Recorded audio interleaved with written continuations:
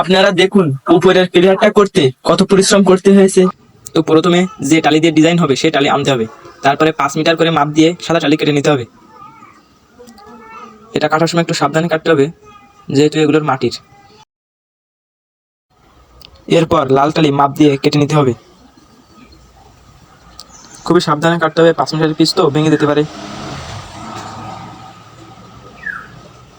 এই যে কাটা হয়ে গেছে দেখুন। এরপর 5, 10, 15, 20, 25 এরকমভাবে কেটে নিতে হবে টালি। তারপর দেখুন ভিজোতে হবে, এগুলো ভিজানোগুলো নিয়ে আসতে হবে, লাল টালিগুলো নিয়ে আসতে হবে। তারপর দেখুন লাগানো, এক এক করে ধাপ উঠতেছে, এরকমভাবে ধাপ উঠবে। তারপর এখানে সম্পূর্ণ ভালোভাবে মুছে দিতে হবে, যত ভালো মোছাবে তত ভালো লাগবে। এই যে আপাতত ক্লিয়ার হচ্ছে, আমাদের পিলারটা আপাতত মোছা ক্লিয়ার। এরপর পুটিং করতে হবে, লাল রং নিতে হবে এবং পুটিং একটা পাত্রে ঢালতে হবে, ভালোভাবে মিক্সার করতে হবে। সব কিছু ভালোভাবে মিক্সার করার পরে এতে একটু লাল রঙও দিতে হবে, যেহেতু লাল জায়গায় দেবো।